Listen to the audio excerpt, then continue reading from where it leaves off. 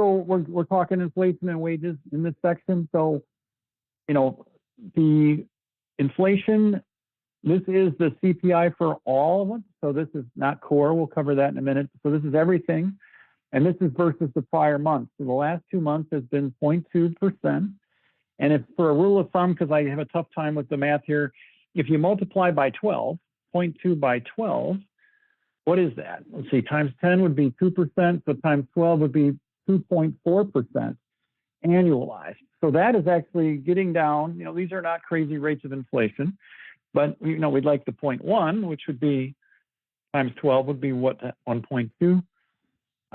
There's some compounding in there, maybe 1.3. So this is not disturbing, but we would like to see it down at the 0.1 again. Well, the mix 0.2 0.1s has a 0.5% in the quarter. So multiply that by 4 and you're right at 2%. There you go. Okay, I like that math. It was all rent though. And that's an interesting thing to keep in mind is rent is what is driving this number. It was 90% of that 0.2. So what's 10% of 0.2? 0.02? Is that right? If you exclude inflation, if you exclude rent, there was almost no inflation outside of rent net last month. Keep that in mind. Now this is versus the year earlier. And core though, when you take out energy, because energy prices had been coming down for a while,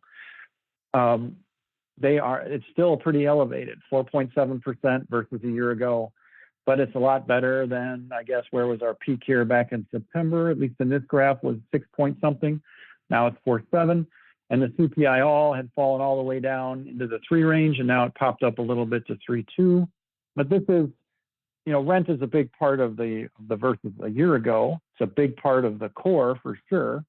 But what do we have here? The all items index, energy index decreased 12.5 from a year ago, and the food index increased 4.9. So yeah, energy has been helping us, and then rent and food have been hurting us in that number. When you look at these columns, January to July, are all versus the prior month change, and then this one over here that's boxed in is versus a year ago, and there's the 3.2 and the 4.7. And you can see the energy has really come down a lot while shelter has been driving along. And these things are not weighted in here. These are all just what's happened in that particular item.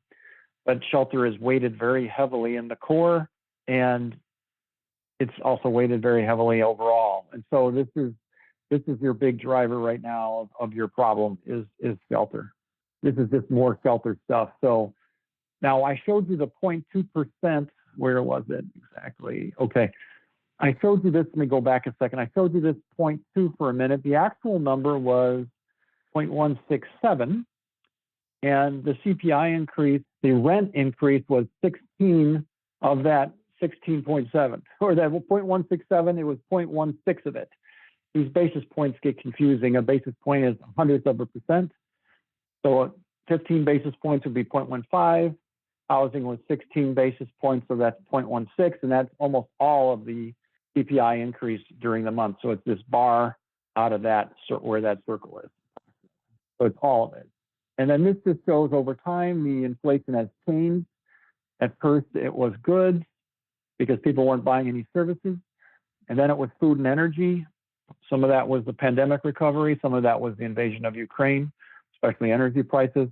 And now you're seeing this battle of rent versus energy. Rent is still going strong from an inflation perspective. Energy prices have come down. So you'll see energy here is negative lately. It was positive for a long time. Inflation, now it's negative. And housing has been expanding, and now maybe slightly decreasing, but still a large part of it. And services have sort of been pretty consistent for the last year and a half. Food's been coming down a little bit, still. It's there, but it's not as big as it was. So it's just changed the complexion of the inflation. It's changed over time. If we can get rent to start going the right direction, unless energy does crazy stuff, the inflation should be gone. And speaking of rent has peaked at this is year over year inflation. So rent was at 16% at one point, and now that's fallen to about 6%. part of this, and it's explained over here, is that the CPI figures have a mix of older and newer rents, whereas this graph is showing you the observed rent, meaning what is a current rental contract price, meaning a current month, versus a year ago. Those numbers have come down. We did see the government statistics start to do this. The way the government statistics look like is they've just peaked and they're just starting to come down. They're kind of like we're here. They trail by like a year. So it could be a while before that rent statistic really comes down strongly, but when it does, the inflation will be very low, I would think. Could theoretically be negative, but I don't know that we'll get there. But it's going to depend on how energy offsets that big decline in rent that's upcoming. Good news, globally, we got the lowest inflation. This inflation is a global thing. It is not just a U.S. thing. So just keep that in mind when people say the Biden stimulus caused all the inflation, blah, blah, blah. I mean, it was a contributor, but the whole world did this too. And they have even higher inflation than we have. A lot of it in Europe is because they're more sensitive to what's happening with Ukraine. Is my understanding of it. The U.S. isn't quite hit as hard by what's happening over there. So in terms of wages, when I say wages, I'm usually talking about production and non-supervisory employees, which is about 80% of private sector workers. It excludes the management, which tend to be higher paid, and they're much less impacted by inflation. It's a much smaller chunk of what they're spending. We're not worried about rich people. These are the wages of the bottom 80% for the most part, and they have outgrown inflation if you go back to pre-pandemic. And you can see that this red line, the gap between the wages and the CPI all has been widening since about June of last year. And what that means is real wages have been growing during that time. They had been shrinking. You can see here where this line is getting negative, where real wages in the early part of the Biden administration were shrinking, and now they've been growing for the past year or so. But since you jump all the way back to February of 2020, real wages are higher. We have more purchasing power now despite all that inflation on average in terms of the wages. A lot of people don't know that. The media is doing a terrible job of just talking about these minor decreases under Biden. The media is busy talking about this decline right here. Oh, real wages are down under President Biden. It's like, yeah, but look where they are. They're like 97th percentile right now, higher than 97% of our history. And even in here where they were declining, they were in that 98th percentile range. I mean, they're extremely high.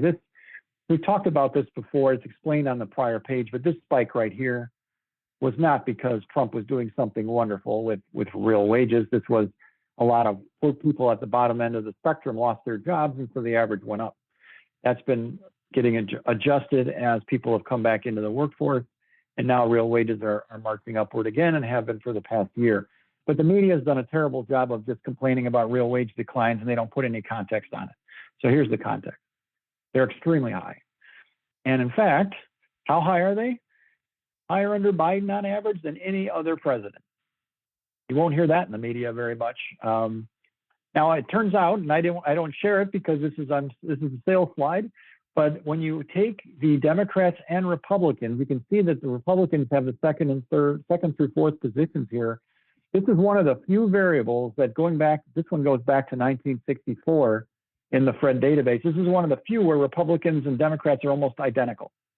Usually the Democrats are far, far ahead. We've outperformed Republicans by a mile on this. And this is one where, because Nixon and Ford were so strong up in here, the Republicans actually look pretty good on this measure. They've kept up, but Biden is the champ, higher real wages than any other president.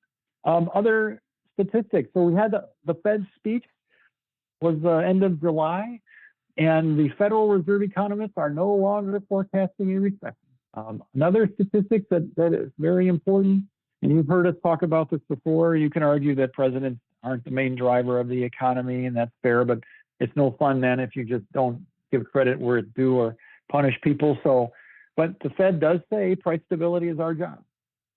Price stability is code for inflation. It's their job. They watch what the economy is doing, and it's their job to adjust the interest rates to prevent inflation from happening. It's on them.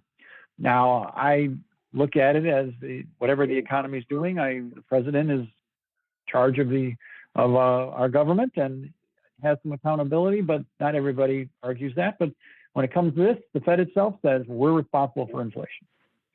A lot of people out there are going to say they're angry at Biden for, high inflation and they don't like the way the economy is, blah, blah, blah. But they're clearly not in agreement with the Fed on who's responsible for labor demand still substantially exceeds the supply of available workers.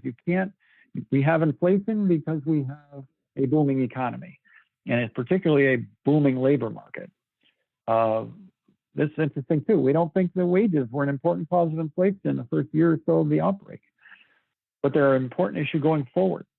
So that's good to know. That's what they think there. I thought that wages were a big part of it. So I stand corrected I will admit that I'm outgunned by the Federal Reserve. That's tough, you've got ego issues, but still the Fed says, we don't think wages were the big deal in the early part. I look at this as saying, I thought that wages going up so much were an important part of inflation early on, and that, people took it as the working was a lot riskier with COVID, and they demanded to be paid a lot more money. And corporations said, well, people have more money, we're going to raise our prices.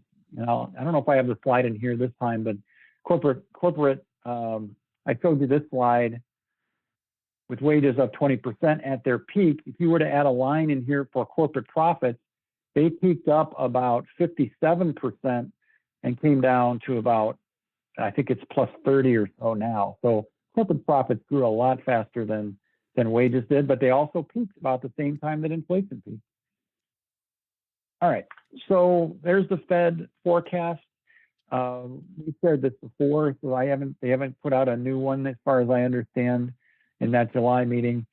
This is the June forecast, and it shows, no recession in 2023, and possibly one in 2024 if we got to these kinds of unemployment rates. This 4.1 is borderline. 4.5 looks like a recession. We'll see if things get this bad. But as I said here, they're not forecasting a recession, so I'm curious to see the next forecast if these numbers are a lot lower. It wouldn't shock me if these are down below 4 the next time we see a Fed forecast. Now, not covered in the news very much because the interest rate gets all the attention. The Fed has another important way that they can control the amount of stimulus or the amount of contractionary force in the economy, and that is what they're doing with their bond holdings, their balance sheet, it's called. How much in bonds does the Federal Reserve own or have on their balance sheet is the term. And that peaked at about $9 trillion in here, and it's been coming down, a little bit of an offset here when the banking issue hit, but now we're at 8.2 trillion. So this is down about 9%, almost 10% down.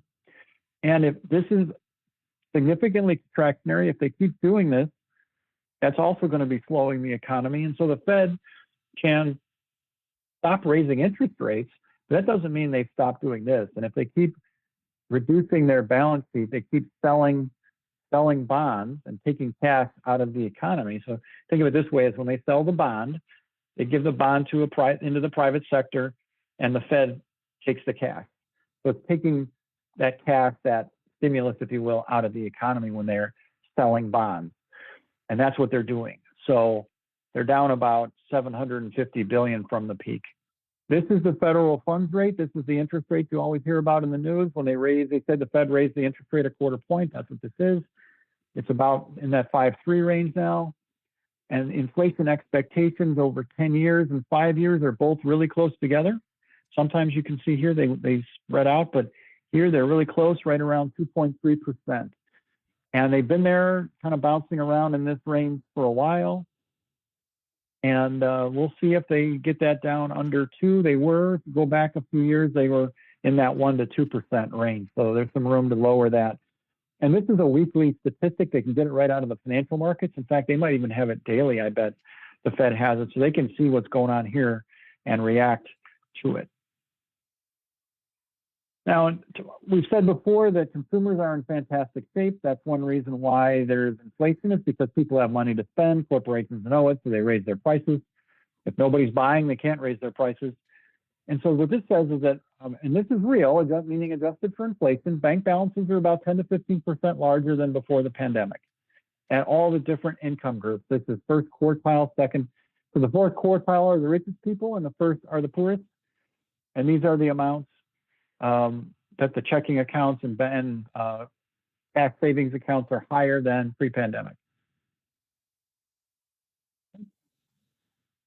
The stock market as of August 11th was up about 32%, 33% from Biden's election. It's not shown here in the graph, but up about 16% from inauguration. And it had peaked up about 42%, I think. It was the peak. So the way an index works, we've talked about this before, is that the percent, you just subtract 100 from it. So like here, it's 132 is the index number, minus 100 is 32%. So you'll sometimes hear people say, oh, my 401k, oh, my 401k. It's like, well, your 401k was at an all-time record high here in January 2022. It came down to a level that was still above when Biden was elected. And now it's up 30% from when Biden was elected. That's not bad for 2.5 years. Another factor driving a lot of this is this idea of excess savings. That there is savings above trend because people were not spending on services, and that's a big chunk of the economy. Households were accumulating a lot of this money, like I showed you earlier in the bank accounts. That's the green that's here. And then the red is spending that down. The latest estimate from the Fed is that this was plus 2.1, minus 1.9. We're only a couple 200 billion up in excess savings ahead of from a sort of a pre-pandemic trend. This has likely been an important part of why households have been able to spend, is they've been spending down this green part, and that has been powering the economy. So this red stuff here is spending that's been helping drive GDP and jobs and other things, and that's going away soon. So it'll be interesting to see what effect that has. If the estimate is right that that's going to be gone by the end of the third quarter, what is the fourth quarter and first quarter of next year growth going to look like? So to be determined. I've said before, I think this is a really important factor. Economists vary on how important they think this stuff is. You're hearing some noise now in the system too about delinquencies going up. They have been, and I'll show you different slides that indicate this, but this is overall delinquency of people on loans. This includes many types of loans. You can see they're historically pretty low. Even when you go back all the way that this goes back to 2003, these numbers are still low relative to that period. Definitely better than the housing bubble and the subprime crisis, the financial crisis, and then even much lower than even the booming 2018, 2019 economy had much higher delinquency rates than now. So don't panic, but numbers are starting to increase, so it bears watching. But right now we don't have a delinquency crisis. These are details, different kinds of loans, 30 days delinquent. You can see a pop here. These numbers are starting to jump. And I've added this line so you can kind of trace back. The credit card and the auto are a big part of the stuff that most people worry about. And you can see that it's getting back to where we were pre-pandemic, maybe a little higher than 2019, but pretty typical for 2017, 2018. A little bit higher than the credit card numbers. So this is what some of the folks in the media are talking about when they start to scare people on this. So these are not crazy numbers by any stretch. They're certainly not crisis numbers. Well, when you look at that, I was going to say, the big thing on that is student loans haven't been due for the last 3 years, which is, as those become due this fall, that's going to put a downer on the economy. We'll have to see how much of a downer. Yep. Downward pressure. Yeah, that's right. Now those are important. That's a headwind, definitely. And here's the 90-day. So the credit card popping up sort of back to that pre-pandemic level. And here's the auto loan, still pretty low historically, getting back to more normal numbers. So these things are getting back to normal, but they're on this upward trend. So if that keeps up, again, it bears watching. You'll hear Republicans argue, oh, Biden, we're not energy independent under Biden, that he's done something to sabotage the oil industry. But since October of 2021, oil production is higher than it's been. We are a net exporter of petroleum products. Zero is where imports and exports are the same. So for most of our history, we were a net importer. And then in 2019, we became a net exporter. We stayed that way with minor exceptions. And then early in the Biden administration with the pandemic, we went to a slightly negative position for a while, meaning we were a net importer. And now we're back to net exporter and have been since October of 2021 every single month. So we are as energy independent as we have ever been. This is how that figure is typically defined, as exports bigger than imports. When you look at the Energy Information Administration, they have a graph that looks like the mirror image of this because they define it as net imports of petroleum products. I just don't like to show a graph that looks like a negative. So I've multiplied it by -1. And so here's what it looks like. All right, so last but not least, almost done, nearly all the key measures, even adjusted for inflation. So when you see the word real, that means inflation adjusted. They're better than when Biden started, and they're better than pre-pandemic. And you've got all the data here. This is the pre-pandemic peak. So this is if it's a quarterly number, it would be the fourth quarter of 19. And if it's a monthly number, it would be February of 2020, which was the pre-pandemic peak. And so you can compare that to when Biden started, the first quarter of 21 or January of 2021. And the latest number, which is typically the July figures that we've shared. In some cases, the quarterly information. We've got some second quarter information like real GDP, and some of these net worth numbers are only through the first quarter. We could get the second quarter numbers very soon. But and is the measure better since he started and better than pre-pandemic? Since he started, 9 of the 12 are better versus the pre-pandemic. All of them are better, and one of them is the same, which is the unemployment rate, which is that 3.5 that we had in July, same as we had right before. Trump gets a nice benefit here, and that 3.5 was the lowest he ever had. Biden was at 3.4 in a couple of months this year. But this is when people say the economy is terrible, you know, it's hard to give somebody a slide like this because there's all these numbers in it, but it's like almost any number you choose, we're in better shape now, and that's adjusted for inflation. And, you know, numbers that aren't even closer, like the stock market, like 4,500 versus 3,200, you know, versus the pre-pandemic peak. Even at the handoff, we're still way higher than the stock market was at the handoff to Biden. So there's all these numbers you can use. Again, if you're debating somebody that's not fact-based, there's not much you can say. But there are, for your fellow Democrats that are fact-based, you've got something you can explain to them. And look at this, all these numbers are better than when Biden, almost all are better when Biden started. They're all better than pre-pandemic or the same. And here are some links for you. If you have the original presentation, you can just click on them. It'll take you there. You can do a little searching, but there's some good stuff in here. I updated this last month. There's a White House presentation on Bidenomics. The slides are pretty bad, but the content is really good. The explanations are good. Our favorite article on why Republicans are so bad for the economy. The household debt and credit. Okay, this is that report that had those graphs on it, and you can kind of, it's a report that really gets into details on how consumers are doing. And so it's not a horribly complicated read, and there's lots of graphs in it. This is a pretty good find, I think. Worth taking a look at it, adding it to your exciting reading between meetings. I did a thread on how a lot of these metrics are in that 95th or 97th percentile, meaning better than 95% of our history. You don't even have to put any color commentary on that. You can just do the math, and that's how good the economy is right now. So somebody says, do you think 95% is good on a test? And if they say yes, then you say, well, we've got a 95th percentile economy. You know, let's see, got some more stuff on economies better under Democrats, and then a couple articles there that can help you with that too. So I think that's it. We'll open it up for questions, and I'll say, go take a look at the chat. There were a few questions that came in during your last session here. So, all right, let's look at some of these. Let me see. All right, I think we answered the budget year one. Let me come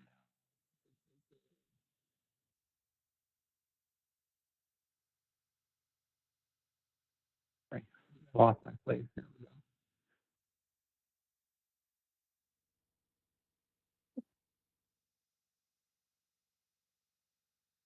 I'm looking at the Social Security questions that were at about 7:50 p.m. Sorry, I'm just going back. Bob and I were chatting back and forth here. Is it a legal requirement that surplus Social Security funds can only be invested in government securities? It's an interesting, trying to think about how this mechanically works. I think the answer is yes. At this point, I know that there was a push under the second Bush administration to privatize Social Security and allow people to have individual investment accounts right before the Great Recession. So they wanted to convert everyone's to a privatized account right before you lost all your money in the Great Recession. Right. Yeah, it would have been a deficit buster along.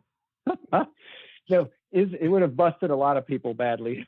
If it wasn't a requirement, I would submit that the Republicans would probably have put it all in Enron stock.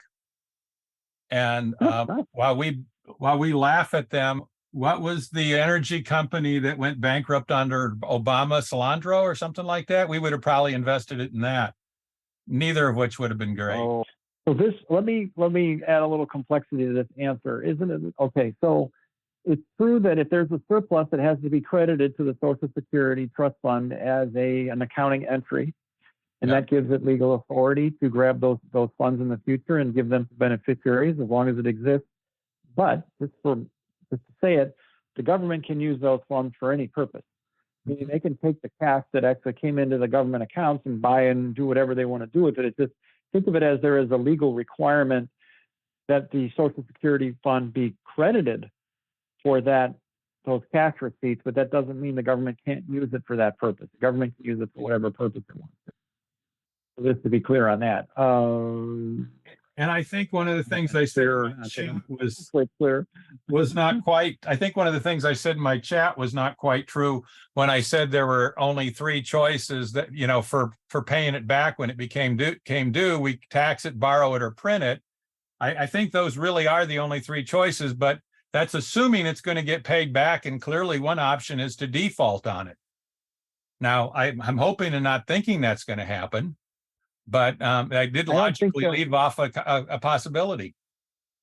I would love to see the elderly charioteers coming in and running over the White House if they try that. But we'll see what happens. It'd be like I'm thinking that scene in what's the famous chariot race, Ben-Hur, where they come in and start trampling over everybody. I think that would be the seniors coming in to burn down the White House if they tried that. But there's a statement here about Tom Hartman says that Social Security is an annuity that cannot go broke. It can be limited to the amount that is coming in during the year in tax revenue. So if tax revenue is for payroll taxes, the dedicated taxes for the program, if those taxes add up to $700 billion, and the payouts would be, if you paid out at the scheduled amount we're paying now, if you had to pay out so 700 billion coming in, $1 trillion going out, it's capped at 700. That's all that they can pay. They can't pay the $1 trillion. And that's where the Social Security Trust Fund for the next 10 years, as it's being drawn down, covers that gap. But once the trust fund is gone, Social Security loses the legal authority to grab more money, and you only have the current payroll taxes coming in. Now, again, I mentioned earlier, there's a couple laws that may be in conflict. Things may be more complicated, but almost any budgetary entity, including the Congressional Budget Office, says that these cuts are going to happen. That's their view and how they present it. We have some folks talking back and forth here, debating this is the point. Social Security doesn't have huge buckets of dollars sitting around to pay retirees. That is true that there is no bank account with $3 trillion in it, but it does represent a legal claim against the full faith and credit of the government. So as long as money is coming in from any source, the Social Security can essentially force the government to borrow more money if necessary to cover those payments until that Social Security Trust Fund is gone. Once it's gone, then you only have the payroll taxes coming in to cover it. So when Bernie Sanders sends me something that says, do you want to expand Social Security and those kinds of things and increase the amount, give a 14% boost in payouts? Why would he do that if the forecast is so bad? No, Well, yeah, what he's proposing though, what he's not saying is that he's proposing to raise taxes or just run much larger deficits to pay it. Oh, So right now, Social Security is limited by these dedicated payroll tax revenues that are coming in. Well, I shouldn't say limited. Once the trust fund is gone, the payouts are limited to those payroll tax amounts coming in. oh, He could just say, you know, we're gonna take taxes on the rich and you know, keep grossing up that Social Security trust fund, but using some revenue that comes from other sources, a wealth tax, let's say, something else. But he would have to raise taxes and change the law to be able to do what you just said. If he wants to raise Social Security by a chunk of money, he's going to have to come up with more revenue sources. does that include the 15% tax on billionaires through the IRA? Has that been figured in there? Right now, that is not dedicated to Social Security. He would have to dedicate it. It would have to be written into the law to say this goes to the Social Security Trust Fund. And what they do, the way the CBO would work that, and they certainly can, would be to say, all right, based on the law that's passed, we think that this is going to bring in $100 billion a year, let's say, and then the law says earmark that for the Social Security Trust Fund. They credit that, and they treat it almost like a payroll tax is treated now as a dedicated funding source for the program. But they would have to do that as part of the law. Oh, okay. Yeah, so if they just were to somehow raise the amount getting paid out for Social Security, it would deplete the trust fund sooner. You have to come up with another revenue source that you dedicate to it. But there's nothing preventing an income tax or a wealth tax or something else being dedicated to Social Security. The issue there that you get into, I'm not concerned about it. Some people are, is that it stops being a paid for program, paid for by those taxes. It becomes like a welfare program, and there's a view that a welfare program is vulnerable in a way that Social Security isn't. I don't agree with that, but there is a case to be made for that. Chartered mission of the Fed. This sounds like a leading question. The Fed is, and Karl can correct me here, they have a price stability and a full employment. Is it full employment? What's the word that they use? The words that they use on the employment side? Well, I mean, basically, they're supposed to keep people employed and they're supposed to have stable prices and relatively low inflation rate. And those are somewhat in tension. And more recently, they've been focusing on the lower inflation side of it, even if it would cause the unemployment rate to go up to 4.5%, 5.5%. Fortunately, despite raising interest rates, they're not increasing the unemployment rate now. Yeah, it is maximum employment. That's the other. It's called the dual mandate. One is maximum employment. The other one is price stability. Yep. So, Right. All right. There's a piece here on John Porterfield talking about cost benefits. Do you want to explain, John, what that is, or give us a little bit on that? Yeah, can you hear me? yes. Yes, we can. I put one post up which included the link for Federal Register September 19th to submit comments on the proposal coming out of, I think, a presidential directive, and it may be linked to the forestry or something like that. It was a little convoluted, but basically we make decisions about what humans are active doing, like building cars and making clothing and delivering food and cooking food and all that kind of stuff. And there's a small part of the GDP which is what nature provides. For example, 1/7 or so of what you pay for food at the grocery store goes to the farmer who's bringing that up out of the ground. So if you figure, there's some contribution of nature is included in GDP, but we're making decisions that will improve the GDP that may negatively impact nature and the values that nature provides. And I don't know if I should put that back in chat where I have the study that was done. Yeah, do it. Yeah, well, the study that was done some years ago, and it came up that nature provides double the value that GDP does on a worldwide basis. And then the authors apparently were kind of doubting the results that they got. And so they redid the study. And so what I'm providing you is the web hit to the repeat study where they again found that nature provides double the value to the Homo sapiens as GDP does. So the fact that we're ignoring the impact that nature may have, constantly trying to push the GDP upward, share the link. nature is hopefully will be addressed a little bit better. Thing that you can provide comments on the 19th. This is a study that shows what's going on. Let me give you the web hit to provide comments if you want to provide comment on this particular. I think it's a federal directive. So here's here's the link to that. And I've already asked my representative to call for a hearing so that we can hear ecologists tell us how nature works and how pushing the GDP ever upward may actually be pushing the values that nature provides, like filtering water and bees pollinating flowers and things like that, maybe pushing that off the table. Thank you for that. All right.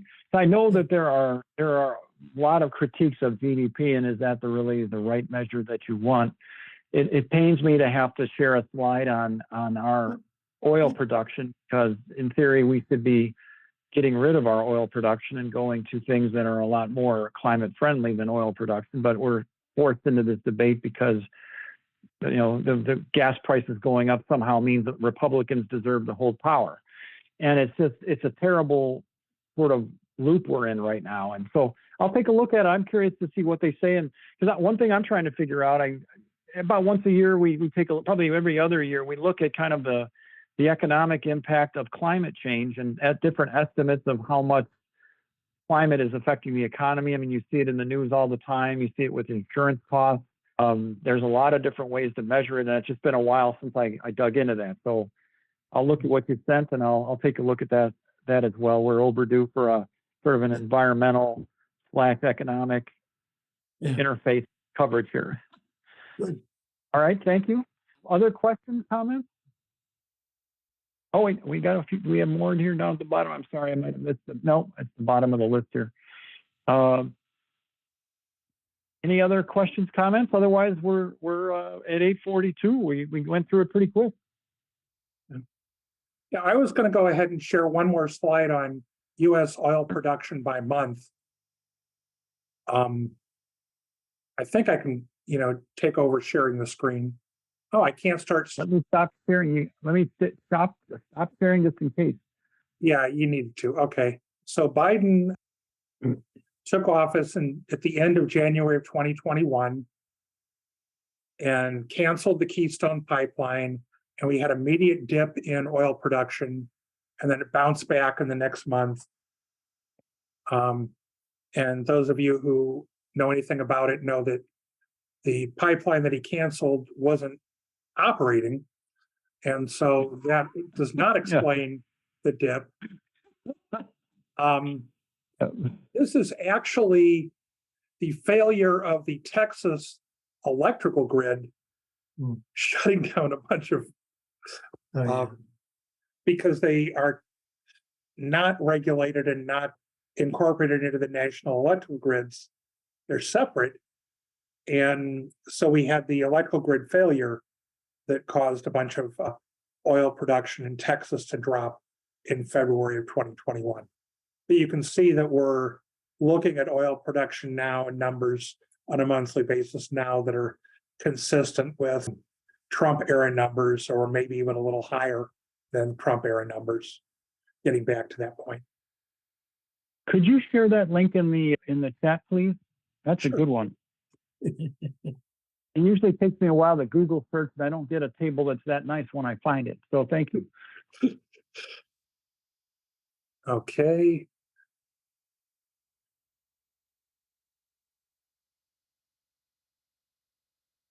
I mean, this is one of those cases where politically we've been sort of forced into a difficult spot where we're cheering on, how much oil we're producing, and it's a double-edged sword. It'd be nice if we had a better way that people were thinking about it.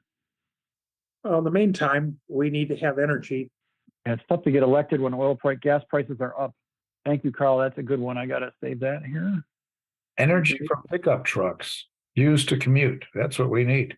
Now, it looks like nationally gas prices were up about 1 to 2 cents last week versus the prior week. Yeah.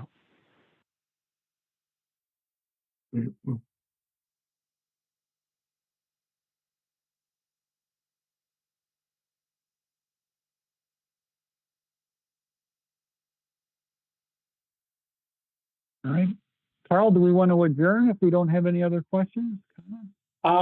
We can certainly adjourn. We can, if anybody has anything they want to discuss, we can keep talking. I'm not sure if this is relevant, but with regard to the earlier comment about GDP not being the greatest measurement of some things, I think, we've sort of previously, maybe in person meetings, observed that there is that problem. If you have two products that each sell for the same price and one of them lasts 10 times as long as the other, the fact that the public pays the same for means they show up the same in the GDP, even though most of us would say that one is clearly more valuable than the other, or ought to be, but because of human inability to actually recognize the true underlying value, they aren't willing to pay or don't pay more dollars for it. Right. I mean, yeah, that's fair. Yeah. I mean, one way, we think about when we talk about real GDP, we're adjusting for inflation, but what if we did we had an adjustment in there for how clean it is? Like how much oil we're using in it, or dirty fuels, how much coal and oil. What if we discounted the GDP based on some kind of a formula, ideally would be adopted internationally, so that you would see GDP falling, perhaps adjusted for your carbon emissions. We don't have it. There's a saying in business that what gets measured gets done. And if you don't reflect that in your measures, then it's not going to get done. And I shouldn't say nobody, but there is not a great, none of the 12 statistics I've presented. I mean, this doesn't bubble up to the top of the economic conversation of sort of the climate emission, the emissions. It's in some circles, but you just don't see it talked about in nearly all the economists that talk about this stuff. They don't get into this. And it's a shame. We should have some kind of an adjusted figure for GDP based on the energy that's used to produce it. And we don't have that. I wish we did. I don't disagree with you, but I think it's worth noting that Edward Deming, whose name you guys may all recognize, was noted for saying something like the most important things to a business are things that they can't measure. Now, he was referring to quality stuff, but I think there's a modicum of truth in that view too. I mean, I don't know how we would accurately measure those things, and we've got stuff on our side too. Like, okay, so we put up a wind mill, or we put up some solar panels, and we take in the process some wildlife and native land, prairie land, or something else no longer is, and that's an economic cost. And getting at not an economic cost, an environmental cost, and getting at all of those things is harder than it seems at first glance, I think. Mm-hmm. Yeah. But it's a good idea to consider those things. Mm-hmm. Hey, David, I got a question. I've been reading over the last couple of weeks, maybe last month, that China's economy is slowing. And they're having to put huge stimulus right now to try to get it to revise. What's the impact of that and the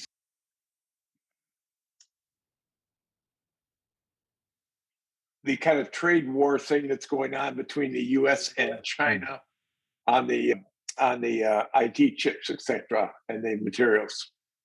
I don't have good information on that. I will take that as an item for next month. Let's research it and we'll get back to you. I can tell you that there is a lot of noise in the system about it, but the problem is the Chinese measures are so unreliable. So some of the economic people that I follow saying, yeah, there's something big going on in China. There's like real estate companies going under. Looks like they're having some kind of a property crisis. And it's just, I can't penetrate it because I just don't have data that's useful. And I'll dig a little bit. I'm sure The Economist is going to have some good stuff on it. We'll see what we can find, but I don't have a great answer for you other than the headlines. Yeah. And now just a little cross talk over to John for a moment. You had some elections, I believe, that were pretty significant, right? Well, I gotta share with you that here in Ecuador, they had the death cross, which means everybody has to run for election. And the president can simply call that because the Congress blocked everything that he tried to do. So he chose not to even run for the office. So he's 2.5 years in office out of 4 years, something like that. And then of course, there's 8 candidates. There's not a two-party system here. And 100,000 soldiers came out to protect the election. And 80% of people vote. You're not required to vote if you're in my age group, but otherwise you have to pay a fine if you don't vote. And some like 10%, 12% voted no. You don't have to vote for any of the 8 candidates. You can show up to vote, not pay the $40 fine, and say, I don't vote for anybody. I vote for no. But the leading candidate was a Korea candidate who's very liberal, but Korea was engaged in corruption. And so now they've got 4 other candidates who are a bit worse results. We'll probably vote for each other and probably be not a Korea candidate. And so we're pleased with the outcome of the election. So that you go to vote on Sunday, give me a break. Who can possibly get out of their house on Sunday to go to vote? Well, and I appreciated the note from you that you were trying to swim up here for the picnic, but you realized it was a little too far. So thank you very much. I forgot I couldn't buy flippers. Okay, good. Thank you so much. Hey, Bill, Carrie's got a question, I think. Oh, okay. The environment's concern. If you look at all the wildfires we had out west last year and all the ones in Canada now, these are countries where there's a lot of built up land. So wildfires have a natural place that they burn and they run out of things to burn. And we've got all kinds of helicopter things and firefighting teams to put them out. And we still can't control them. And what's going to happen when the wildfires start happening in the Amazon? Once they start, the whole Amazon is going to go, period. In 1 or 2 years, there'll be nothing left of the Amazon. No, they've already started. That means none of those trees to sequester carbon in the future.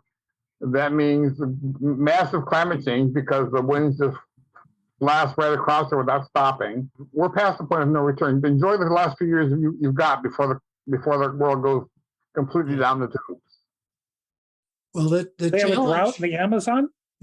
No, the Amazon is actually, if you look at the results from the GRACE satellites, that's 2 satellites that follow each other and they track how much mass change is on the earth, which is how much water change is on the earth. The Amazon is not one of the areas that's drying out. So, so maybe it'll be a couple of years before it happens, but with changes going on, it's going to happen. No, Or maybe not. Panama Canal might be having trouble. Not necessarily. It depends on what we do, though. It may or may not happen. It's not for sure that it will catch fire and burn up. That'd be the end of it. That'd be an end game for us because that's where a significant fraction of our oxygen comes from. So you'd have to quickly learn how to do it with less oxygen. So, but it depends on what we do. There's nothing at this point that is a given that's going to happen. Everything is within our power to control what happens. And I would say we cannot. We do not have. We have shown no intention, no will to change things as fast as we need to prevent it from happening. So maybe it's 5 years. I don't know, whatever. But the point is, we are not changing things fast enough to prevent it from happening. Well, that would depend on whether. Possible thing we can do to help. Carrie, that would depend on whether we are the sole determiner of what things are going to happen, and we are not. Well, There are other things that are determining what's happening, not just us. We're in the Anthropocene. We're in the human-controlled functioning of our planet is under our control now. That's what the Anthropocene means. It's in our hands. Okay, there is one thing that can save humanity, and that is if like a Krakatoa blowing or somebody blowing and causing enough particulate matter to cause cooling. Or we could do the same thing if we took all of our rockets and use them to put up micro aluminum particles or something up in the upper stratosphere. It would also block 5 or 10% of the sunlight. Either one of those things could save humanity. The first is not likely to happen, and the second, we aren't going to do it in time. By the time we decide we realize we have to do that, it'll be too late. Yeah. Let me say that this conversation is more appropriate for next Tuesday with Mark Lund-Holmes on a climate change meeting at 10 o'clock. And Mark, or 7 o'clock, who do you have that's going to be on? I think his name is Scott Allen, and he's the outreach director for Citizens Utility Board. And he's got some really nice things to present. So I'm looking forward to that. And John Porterfield, I want to try to send you a handout that Indivisible Illinois provided us for the picnic. So if I can't, well, maybe I can get it to you through Bill, but I scanned it today to send to my sister in Sweden because I thought the Swedes would find it interesting as to what the Inflation Reduction Act funding is doing, which is significant. Yeah, Mark gave a presentation during the picnic, and people actually listened to him until I started coughing. No, I just put my email in chat, so you can send it to. I'd appreciate Great. seeing that. If I can figure out how to use the chat thing, which I'm old school. That's the Inflation Reduction Act, aka the Climate Improvement Act. Well, and it's more climate. What's the interesting thing about it? It's an industrial policy rewrite, which hasn't been done in this country for 40 years. And it's a 10-year thing that's significant. And so you got to continue to be hopeful. I saw something on Democracy Now! Today. They're talking to British Columbia climate scientists, and British Columbia is burning because it's been in a drought. Now, I'm not sure exactly why it's been in a drought. That, I never knew that it would be in a drought because it's, wonderful Northwest wet climate, but it's not been wet. So what we do about that, I don't know. Yeah, I was reading today that California actually was not in a bad drought situation when all this rain hit. That they've been, for the first time in like 3 years, they weren't considered, a drought problem until this. They weren't considered a drought problem lately. It was 3 years ago. What was it? First time in the last 3 years that they were not in some kind of a drought state, and now they're getting all the water from Hillary, and hopefully they can keep some of that and refill all their reservoirs. But they said their lakes and reservoirs were in as good a shape as they've been in years in California, even before this happened. That surprised me. I thought California was a basket case from a water perspective, but it wasn't. I would have guessed that too, but I guess the question still is out there. How in terms of carbon emissions, how does the burning in Canada and Maui and any place else compare to some other merit like CO2 emitted from the U.S. automobiles or whatever? The Canada wildfires, as of like a month ago, were 2 or 3 times the normal annual CO2 output for all of Canada. That was at least a month ago. They already exceeded 2 or 3 times the annual output for Canada. So that's significant. Yeah. Is it equal to the area of Alabama? That's what I heard. Yeah. So. And I don't remember Eastern Canada burning like that. And California was not in a drought. It was in the best shape it's been in years, but the best they've been in years was still a long-term deficit. They recovered to like 5 years ago or 8 years ago, but it was still, reservoirs were still like at 20%. I mean, they were not good before this started. They were just not as bad as they had been. Well, I don't remember Eastern Canada having burned before, and now that's a concern. I'm talking about California there. Well, and California was not as good as they've been in years, but it's not good. For many years, they've been not good. Well, they were not good for the last few years. They were still bad. Not as bad as that. they got a huge snowpack that they're still digging out from in some of those passes. It's unbelievable. So Right, but bring back Rick DeMaio's term climate variability, which I think is a better term than climate change, because it says, you know, your normal patterns are unreliable anymore and you have a hard time figuring what's going on. And